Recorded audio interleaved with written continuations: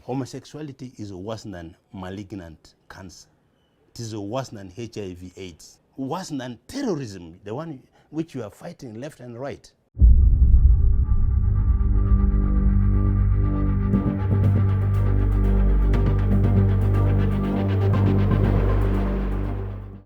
We're talking about the new bill that's been passed in Uganda, the new bill to do with homosexuality in Africa.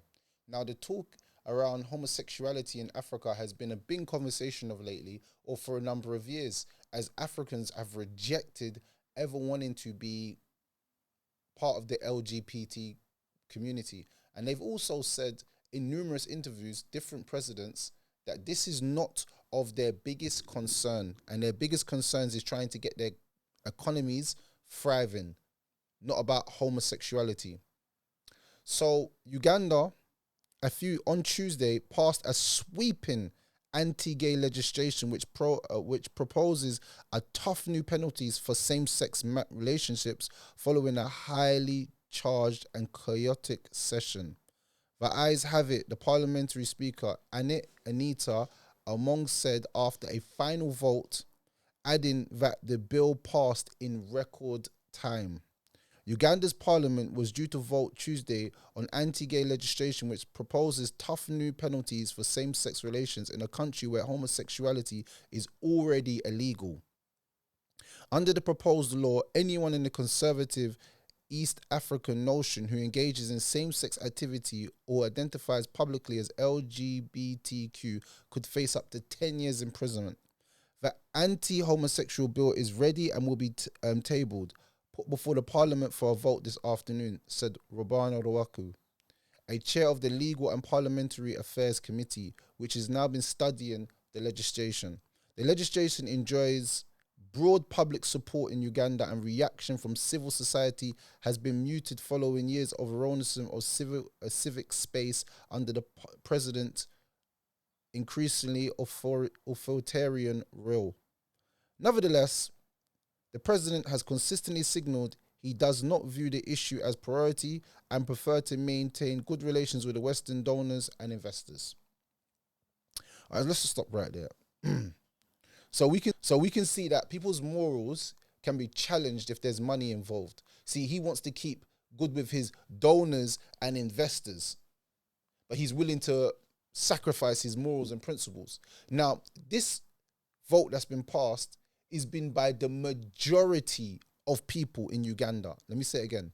The majority of people in Uganda, whether they're Muslim or whether they're Christian, they all on the same thing, that we do not believe in homosexuality. Now, let's just be real.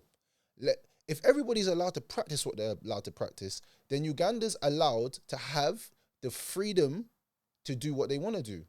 If this is what they say they're not allowed in their country, then don't go to their country and practice these acts.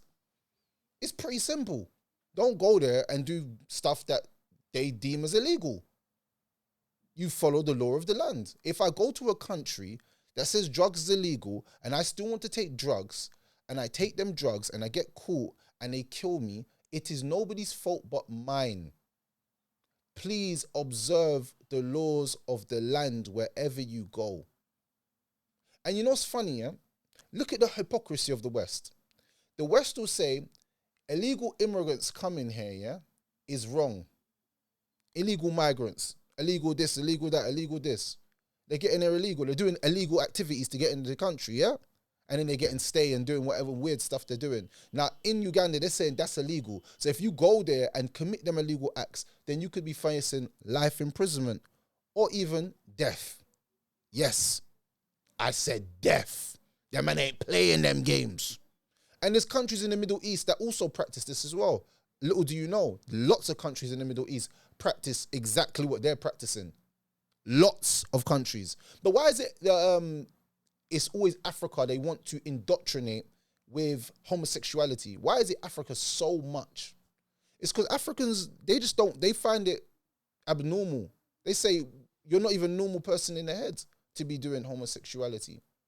Now, whether I agree with this or not, I'm saying that we should follow the customs of the land and let people feel free in doing what they want to do. The problem with the Western world and the Western powers, i.e. US, British, is they love to impose foreign policies on people that just want to live their own lives in their own spaces. And that is unfortunate we're doing this and we're meddling in other people's affairs. Do your thing, Uganda. I stand with Uganda. Do your thing. Why not? Oh, guess what? I'm a homophobe now because I stand with Uganda. Come on, man. And this is what they've programmed us to be so indoctrinated and to be so fearful of saying anything against people of homosexuality. If I say I don't like homosexuals, I'm a homophobe. Like, we're not all meant to like the same thing. Someone might like, I don't like black people. Cool, no problem. I ain't got a problem. If that's his mindset, dude, I think it's ignorant. You might think I'm ignorant. No problem. But we can coexist. I don't need to hurt no one or do anything against you. See, that's the problem with a lot of you people. But anyway, back to what they're saying.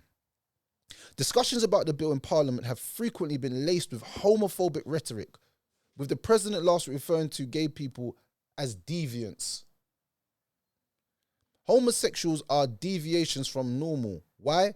Is it by nature or nurture? We need to answer these questions. The 70-year-old told lawmakers, we need a medical opinion on that. We shall discuss it thoroughly. He added it in a maneuver interpreted by analysts and foreign diplomats as a delaying tactic. The president has historically taken into account the damage of the bill to Uganda's geopolitics, particularly in terms of relations with the West and in terms of donor funding, said Christophe Titta, an expert of East African affairs at the University of Antwerp. His suggestion to ask for medical opinion can be understood in this context, a way to be put off what is deeply contentious political issue. On Saturday, Uganda's Attorney General told the parliamentary committee scrutinizing the bill that existing colony-era laws adequately provided for an offence. As parliamentary proceedings got underway, legislator Fox Adowu Adowaya. Hey, listen, I'm going to get a lot of names wrong because these are some African names. Shout out to my African brothers, but bro, I'm not going to lie. Bro, I could not get them names right, brother. Yeah, so don't take no offense if you hear me say I can't say the names right, bro. I'm keeping it 100 with you. That's not my forte. I'm not that good at it. But I try, you know what I'm saying? The bill contains provisions that are unconstitutional, reverses the gains registered in the fight against gender-based violence, and criminalizes individuals instead of conduct that contravenes legal provisions, he said, as some MPs repeatedly tried to shout over him. It was introduced during a time when anti-homosexual sentiments have been whipped up across the country, and it is not based on any evidence to show the incidence of homosexuality have increased and require additional legislative intervention, he added. In recent months, conspiracy theories accusing shadowy international forces of promoting homosexuality have gained traction on social media in Uganda.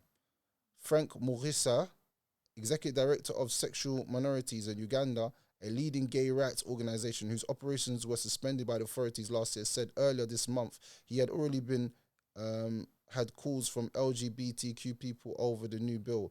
Community members are living in fear, he said. Last week, the police said they had arrested 6 men for practicing homosexuality in southern lakeside town of Jinja. Another 6 men were arrested in the same charge on Sunday, according to police. Uganda is notorious for its intolerance of homosexuality, which is criminalized under colonial-era laws. But since independence from Britain in 1962, there has never been a conviction for consensual same-sex activity. In 2014, Ugandan lawmakers passed a bill that called for life in prison for people caught having gay sex. The legislation sparked international condemnation, with some Western nations freezing or redirecting millions of dollars of government aid in response before a court later struck down the law on a technicality. All right, let's just say for argument's sake, Uganda's made this bill and the people are happy with it. I don't see none of the people. Now, I saw a video in Kenya recently where they passed a bill where something to do with LGBTQ, yeah? And they were all crying and very upset that this was passed in their country. Now, let's go back to people's norms and customs. People's norms and customs, we have to respect. And not respecting people's norms and customs leads to people outrightly not liking. This is why there's a shift from the East to the West right now, yeah? The East is taking over, and the reason being is because the people in the West have been in control for so long and been doing so much madness and been trying to indoctrinate and push ideologies upon people that they are not comfortable with. Some people are not comfortable with you teaching their children it's all right to be gay or it's all right to be a boy. Some parents don't like it. And I feel like in the West, I'm talking about i.e. UK, where I'm from, they like to push these ideologies on you. And if you speak against it, then they like to label you with terminologies that are not befitting to you. I'm pretty sure 100 years ago, these terminologies never existed. Now people say these terminologies exist to protect, and I understand people have to be protected from crimes that happen against them. But at the same time, we should not be forced or coerced or manipulated into accepting something that we do not stand for morally. And that's why I said people's moral compass changes when money's involved. So you'll see a lot of these people say, I can't really do that now because they're going to take away their money from us. Cool, no problem. So is your morals more than money?